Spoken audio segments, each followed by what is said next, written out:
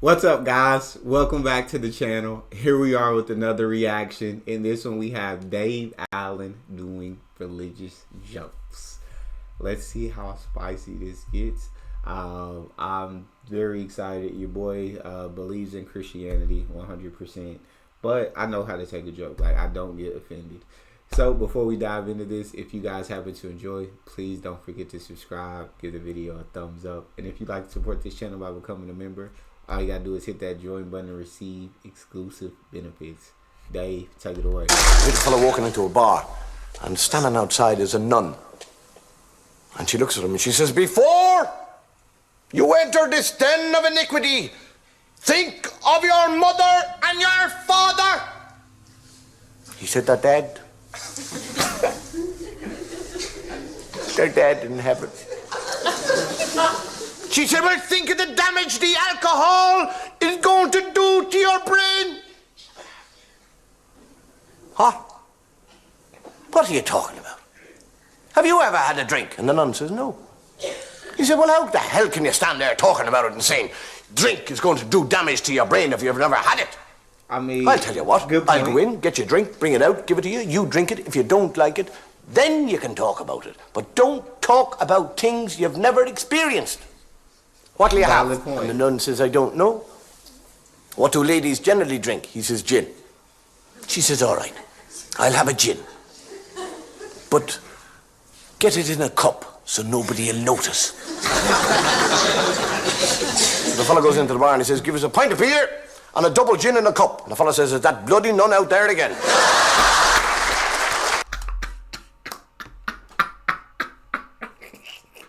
Hey, the nun is out there running game. The nun is out here hustling everybody. Nobody know the hustle, right? The nun acting like, "Hey, it's bad for you. I've never drank." Well, how you know it's bad for you? You've never drank. Okay, how about drink something and then you could talk about it? Double G. That nun out there again. That's, hey, nun. Hey, shout out to the nun. Okay, you can't knock the hustle. You can't knock the hustle. The Pope discussing the existence of God with an out-and-out atheist. Starts off very correctly, discussion, and as the hours go by, it gets more and more heated, and eventually the Pope turns to the man and he said, "The mom! Get the mom! And you, come here. You are like a man who is totally blindfolded in a dark room looking for a black cat that is not there." The fellow said, "With all respect, Your Holiness, I think there's great similarity between us both." He said, "What do you mean, similarity?" He said, "Well, as far as I'm concerned, you are like a man who is blindfolded in a totally dark room looking for a black cat that isn't there. The only difference is that you found it."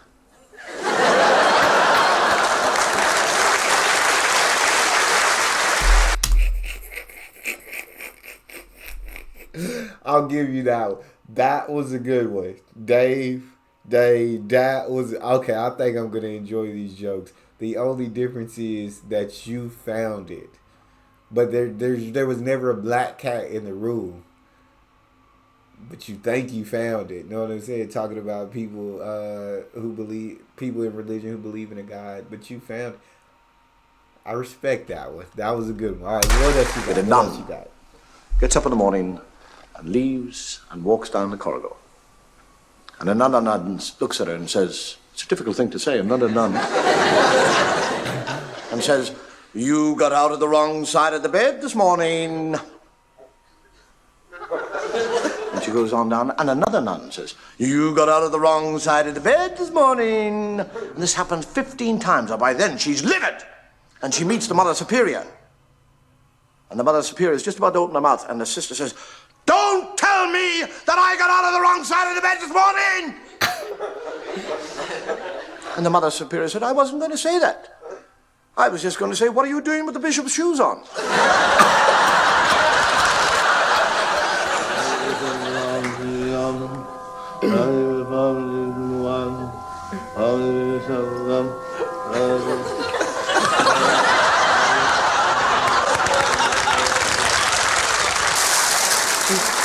I am what you might call a practicing atheist.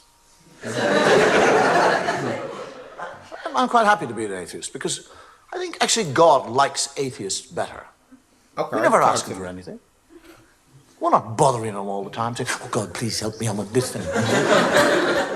Okay. And as a practicing atheist, there's certain things that I travel around the world, and no matter where I go, somebody called Gideon leaves me this book to read. It's an Irish book because it says it all began at the beginning.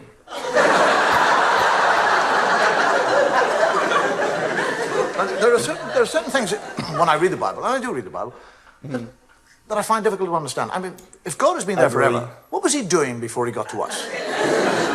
I mean, what was he out there doing? Was he sitting there going, bored today, what'll I do? I mean, suddenly from nowhere, he suddenly decided to create a world. I'll make a world, that's what. Make a world, yes, that's what I'll do. Rivers, seas, boom, mountains, boom, everything is there. I want a garden.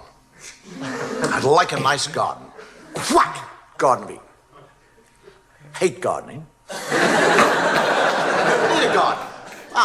Garden, spit and dust. Adam. And he, Adam, never once says, where in the name of God did I come from? I mean, he's 40 years of age. He has no child, and he has no recall. He doesn't say, how did I get here?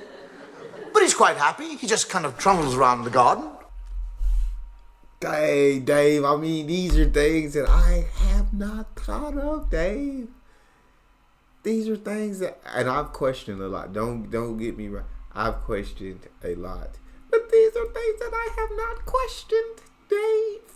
I definitely question a lot of things that are in the Bible. I don't necessarily believe everything that is written down in there, because a lot of it ends up contradicting itself, which I'm like, that, well, I don't understand how that makes sense. And then so many people interpret it so many different ways. So, like I said, I believe in Jesus Christ. I definitely believe in Christianity. But in the Bible, there are a lot of things that I question. And now that Dave said, I've never thought about these questions, Dave. You bring up valid points. That's what I'm going to say, Dave. You bring up valid points. How did I get here? But he's quite happy. He just kind of trundles around the garden, working away.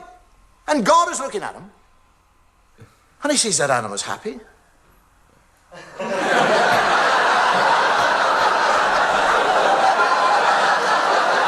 We know where this is going. We know where it's going. I didn't put him there to be happy. I'll put a stop to that. And God, during the night, sneaks down like a thief and steals. Doesn't ask, doesn't request, steals it. His rib. And from his rib, he makes woman. And Adam wakes up in the morning, he's a real thickie. He's lying there, he's like, and there's somebody else, he doesn't say, where did you come from? How the hell did you get here? Where did you get those lumps?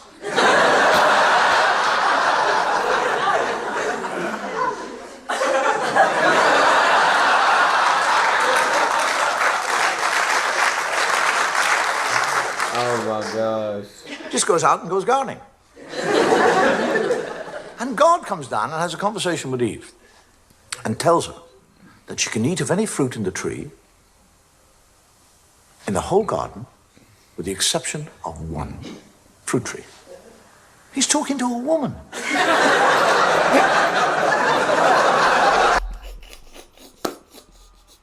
No, I absolutely love this. But what I really love is the fact that he said, and God saw that Adam was happy. See, I didn't put him there to be happy. I've got to put a stop to this. That is absolutely golden. That is hilarious.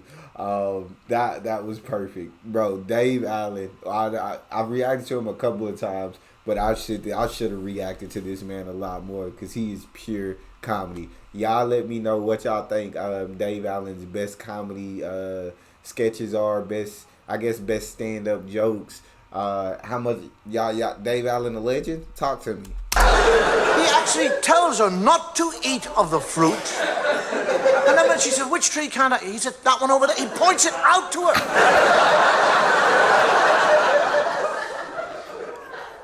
And when he goes and hides, and she sneaks up to the tree, and a snake comes down and has a conversation. A snake.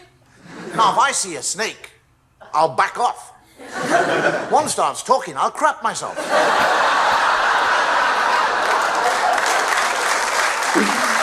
Oh my God. Oh my God. And the snake actually convinces her to eat the apple. And she eats the apple. And when she eats the apple, she learns shame. That's what happens when you eat apples.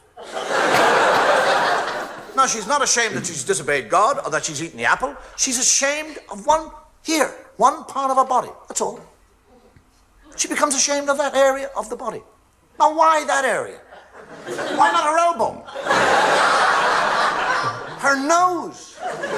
Do you actually realize that if Eve had been ashamed of her nose, every woman in the world now would be ashamed of your noses? You'd all be sitting here tonight with little nose knickers on.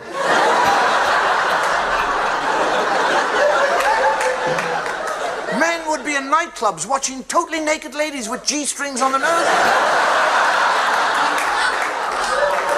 Take them off. Oh, I saw a nose. And this is the book. This is the book that you'll go into court and place your hand upon. Oh, Lord. Oh, Lord. And swear to tell the truth, the whole truth, nothing but the truth. First, Dave Allen, that was absolute perfection. I'll give it to you, my guy. That was hilarious. I mean, just at the absolute thought of nose G-strings, that would be insane. But why was she ashamed of that part of her body? These are all great questions, Dave. funeral I ever went to, and believe me, this is true, I was 6 years of age. And as they lowered the box into the ground, the priest said, "In the name of the Father, and the Son, and the Holy Ghost." And I, for years, used to bless myself and say, "In the name of the Father, and the Son, and into the Holy Ghost."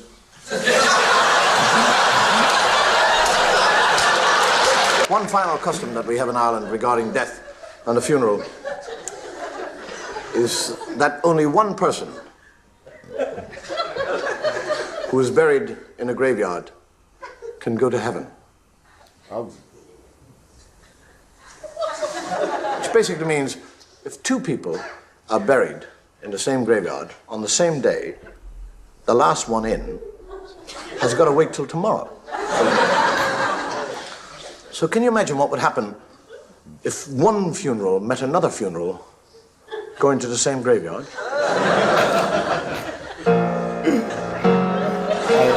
They fighting to get that casket in the ground. That's what's gonna happen. We fighting to just throw the casket in the ground.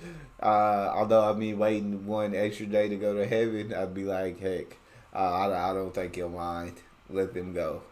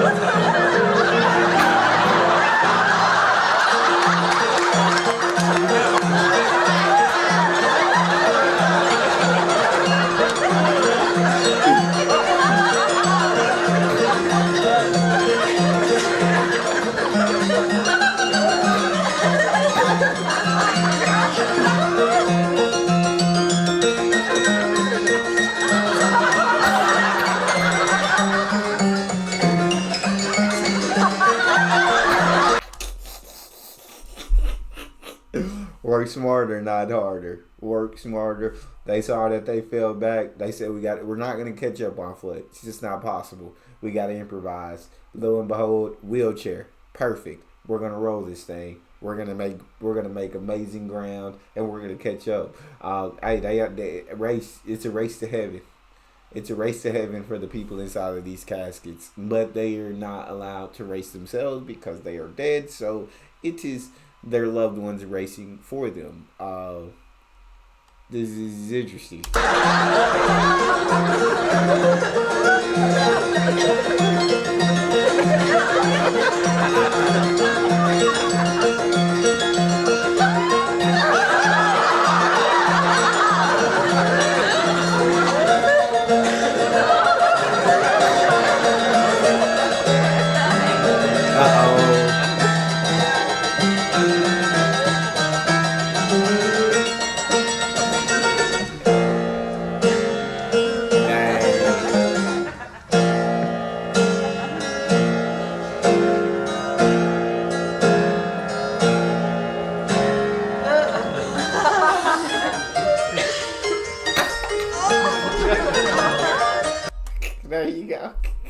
Okay, y'all want to use a wheelchair? He obviously saw it. We're not gonna catch them. It's just not possible. We can't get up there. So our next best strategy. Oh, there's a car. This is it. There's no way they beat us. And so I think this is gonna end the race because you're not gonna beat them in a car.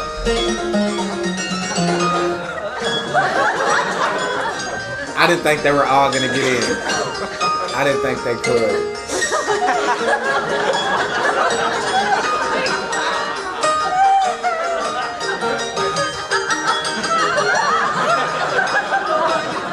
Oh my God.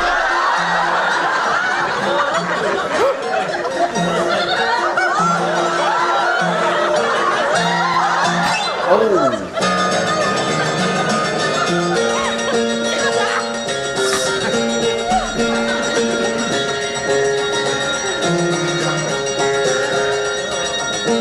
Oh, dang.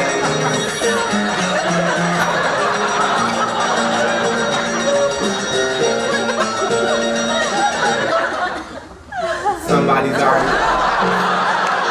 They both lost. But now you're still in the race to see who's gonna go tomorrow, and then who has to wait 2 days now.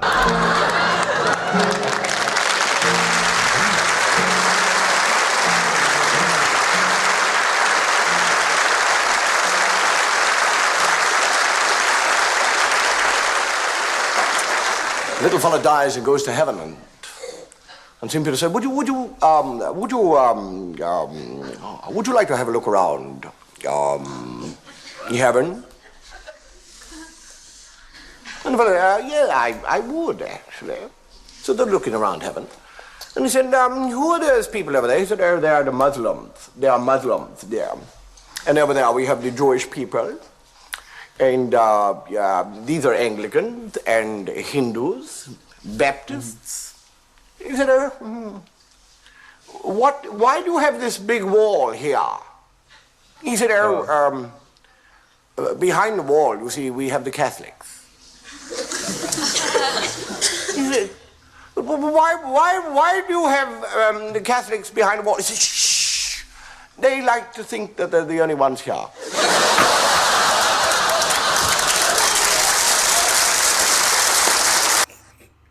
Hey, Dave Allen, bro, these jokes are absolutely hilarious. This is everything. Bro, Dave Allen is comedy gold. Absolutely. They like to think that they're the only one here. Y'all talk to me in the comment section. Who had, or which joke did you enjoy the most?